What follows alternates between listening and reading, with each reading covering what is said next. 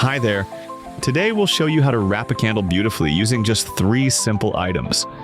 All you need is a sheet of craft paper, some regular tape, and either string or a colorful ribbon, whichever you prefer.